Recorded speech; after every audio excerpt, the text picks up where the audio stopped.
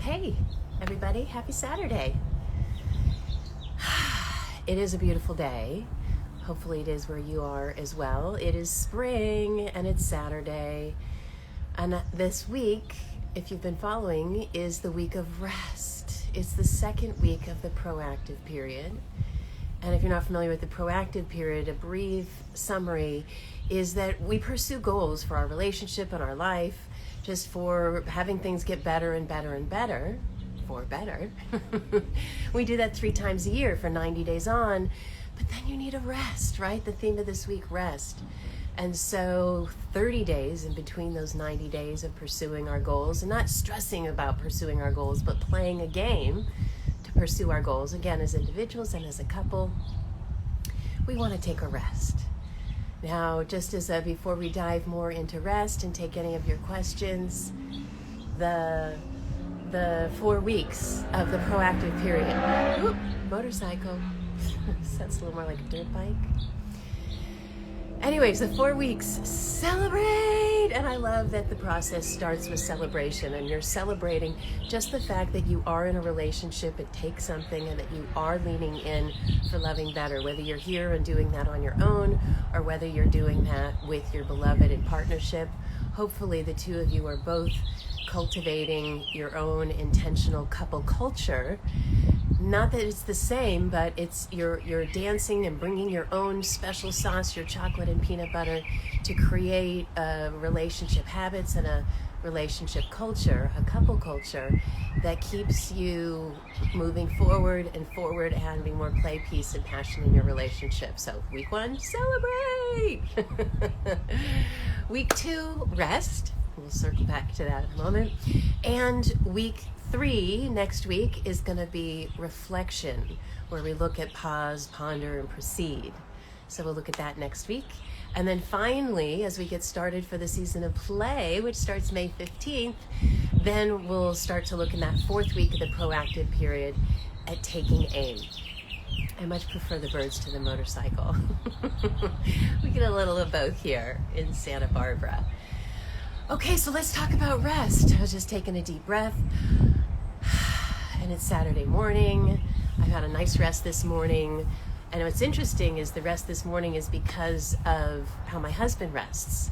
Now, I will acknowledge we don't have kids, so it certainly can be a lot more restful. So those of you who are watching who have kids, especially young kids, I know that Saturday mornings may not be so restful for you, so you may be finding rest in different ways. Find it when you can, even if it's 15 seconds, even if you have to tag team each other and say, I need 30 minutes. Whatever it is, find your own way for rest. And we're going to talk some more ways about rest. For those of you who are either here live or who are watching the replay, watching this later, what are your ways for resting? Now, one of mine, like for many, is sleep. I like to wake up when I like to wake up. And that's sometime between 7:30 and 8:30 usually, but I don't like it to be because someone's making noise or an alarm clock or something like that, especially on Saturdays or Sundays. Well, Raj, on the other hand, my awesome husband, he has been an athlete all his life. It's personal development for him. He went on a 50-mile bike ride this morning while I was sleeping in. And I was just talking to him before I came out here live on how restful that is for him. And he said, oh, yeah, it so is. Now for me, a 5-block bike ride isn't really my thing. I will say that this week, speaking of 5s, this was the first time in my life at age 50, another 5, that I've ever worked out 5 days in a row. And it certainly is by no doing of my own. It's by my husband's playful and positive encouragement. And we're now living in this place that's 15 minutes to the beach, so it's a beautiful walk there and back. Very steep on the way back, good to get your heart beating, but a good way to start the day. That isn't restful for me. Exercise feels good afterwards, I feel proud afterwards, but it's not restful. Now, for Raj, that's a totally different story. Exercise is completely restful. Now, I'm also talking about rest in regards to your relationship. So one way we give our relationship a rest is we do take Saturday and Sunday mornings, the earlier part of the mornings, usually for ourselves. I'll wake up, make a call and check in with a friend and see how they're doing. This morning I woke up pretty fortunate this way. My husband knows that my love language is acts of service and words of praise. So even though he knows that I know he's going to be gone on a workout, I wake up to his notepad with a little love note telling me what time he left and when he's going to be back. And this morning he left me a cup of tea in a mug, knowing he left 2 hours before I even woke up. But he left it in a little thermos for me. So as I got up to go to the bathroom this morning, there it was right on the floor. Even more than that, later on when I went into the kitchen, I saw that he had laid out his toothbrush and his toothpaste and his contact solution and case and his hairbrush and everything he was going to need for the morning, so he wouldn't have to use the bathroom right behind me where I was sleeping and wake me up. So we're honoring rest for each other. I used to be like, oh my gosh, you're going to do a 4-hour ride? I want to do something with you on Saturday morning. But we now respect each other's ways of resting, try to cultivate it as much as we can, embrace it, celebrate it, and even make it a habit, even make it just a part of our regular ritual and routine. I already mentioned the ritual and routine of resting your relationship and life goals every 90 days. Take 30 days off. Now, it's not off like, we're not going to have good communication anymore and I could just do whatever I want. No, we're going to continue to lean into loving better, to using our best communication, to initiating intimacy, to really generating ourselves and our deliciousness of our relationship, right? How do we bring the play, peace, and passion year after year? Raj and I have been together now 16 years. How is it possible that it can just keep getting better and better? It did start really messy, I will acknowledge. We got married because the intuition was so strong, and we did a lot of the work. We put in a lot of the effort, I like to say, because if you spread it out and make it part of your day-to-day and your habits, then it doesn't have to be work. It's just a part of what you do. The questions you ask over dinner, or the way that you spend your weekend mornings, right? This all becomes part of the habits that are going to give you the quality of the relationship that you want most. So let's see, rest. How do you rest? I'd love to hear from you and the ways that you rest, both for your relationship. Give it a rest. You may have those of you out there who've created a relationship vision with me, or on your own, as that's one of the core things that I do, is help couples create a relationship vision, and then 90 days on, they create how can they bring more play? How can they bring more peace? How can they bring more passion? Those are the 3 seasons of the year. Summer is play, the winter time is peace, and the springtime is passion, right? Oh, by the way, look, there's Raj's bicycle right there. He hasn't yet put it away. But he's just gotten home from that great way that he's resting. So anyways, we were talking about rest and the play, peace, and passion. So that's one way that we rest, right? We have the 90 days on, 30 days off. Another is our Saturday morning routines. Oh, look, it's 11:11. Hopefully this isn't too windy. I put up a little wind guard there, but it's a little breezy this morning. So how do you rest? Now, I do want to make a case for rigor in relationship. Now, this isn't being a stressor. This isn't pressuring your beloved to do anything, but to create a regular practice and hold yourself to account, to be rigorous with yourself on how do you want it to be, rather than always just blaming or complaining or expecting them to change. I shouldn't say always. Nobody always does that, but there can be a default. I know that Raj and I, when we first started our relationship, and it was so messy, it was really the intuition that had us stay together and get married, but it was the habits, it was the intention and the effort and the play that we brought to becoming better and better and better as individuals. He definitely makes me a better person. I definitely make him a better person, I'm sure he would say. It'd be fun to have him on again soon. But we're both calling each other into loving better, right? Oh, welcome. Good to see you there. So this week, again, we're talking about rest. How do you bring rest as a pattern to your rigor, right? You're like, yes, I'm living an extraordinary life. That takes something. I want to be growing and be doing better as an individual and as a beloved.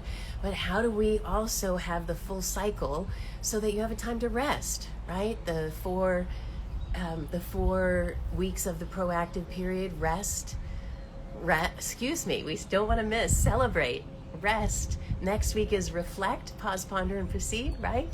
And then the last week we'll be looking at taking aim. So how do you create your next steps to it getting even better and better and better? And as I said, May 15th is the season of play. So it doesn't mean you have to bring all your goals and focus to be around play, but you can bring, how do you bring play to sex? How do you bring play to money? How do you bring play to your calendar or scheduling your time? I'm an extreme extrovert. Raj, my husband, is an extreme, well, I wouldn't say extreme anymore, but he's an introvert. And so we both really need that downtime. Like I said, with him going for his bike ride this morning, a 50-mile bike ride, and me sleeping in and taking my time to myself. That gives us individually a rest, restorative impact, and it also gives the relationship a rest. So I've got a couple more minutes here. If you have a question or if you want to let us know how you rest, I'd love to see your comment or hear what you have to say. Welcome to For Better Love and Saturdays with Go Ask Gabby. All right, so I do want to do these usually because I'm trying to do them wherever I am. I happen to be home today, so I do have a few extra minutes to talk about rigor and rest in your relationship and how important that full cycle is. But very often, like the next 2 Saturdays, I'll be at weddings, but I'm still going to do this on Saturdays at 11 to at least 11:15. So feel free to pop in, send me your questions in advance, and then even if you can't make it live, I'll go ahead and answer your questions. I've gotten a lot of great questions this week on rest and some suggestions on how people rest as well.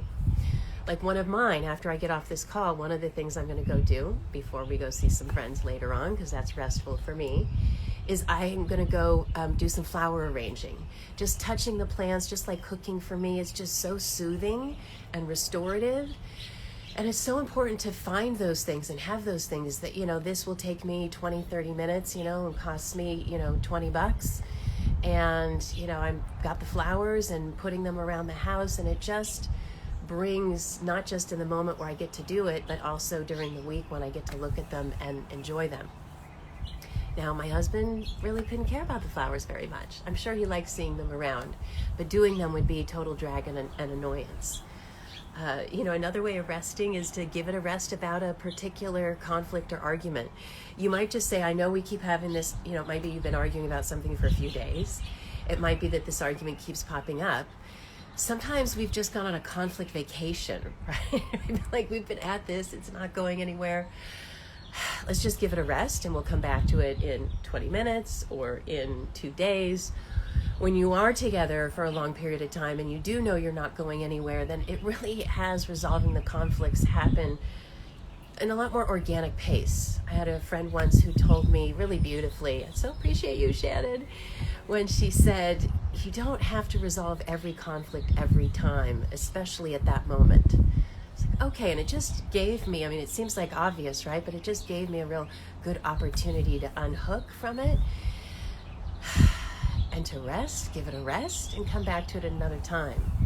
When we did see a therapist and when we were having a relationship coach, it was great because we would just hold on to, if the conflict wasn't going well, we'd say, let's just give this a rest and we'll come back to it when we're in session. Now we'd go to session and I'd say, I don't even remember what we were in conflict about. Raj would remember. He was always for us there in that way. So thanks for being here today with For Better Love, and those of you who are watching this over the next few days. I think we'll be putting these Saturdays Go Ask Gabby's in IGTV, so you can check them out later on. But I'll be here every Saturday at 11 a.m. to 11:15. And then on Tuesdays, this Tuesday we'll be introducing the new topic and talking about reflection, how to pause, ponder, and proceed, whether that's in the moment or in this 30-day period off in between pursuing your relationship goals, or any other way that you want to apply pausing, pondering, and proceeding in your relationship and in your life. So I look forward to sharing that with you. Please send in your questions. Send me a DM, save this, and we'll see you soon. Oh, I can't forget, sorry, this Wednesday is the first Wednesday of the month, and we'll be doing a free masterclass this month. It's on, as I mentioned earlier, about creating a vision and those 90 days on, 30 days off of pursuing, bringing that vision to life. We're having a mini masterclass for creating your vision. So if you want me to walk you through, and if you come live, I'll give you the playbook for free. I think they're selling that for $27 these days, so come and get it for free. And if not, just watch the replay. It'll be available for 1 week, and then you can just walk yourselves through whenever it works for you, DIY style, or reach out to me for the full limo ride with all the fun bells and whistles of creating your vision video and your Fights Clean Sex Dirty toolkit with all the fun toys and props and such in there, all the other bells and whistles and additional support that comes from the full limo ride program of creating your vision. Check that out at forbetter.love/mini, MINI. Thanks for being here. I'll see you guys on Tuesday.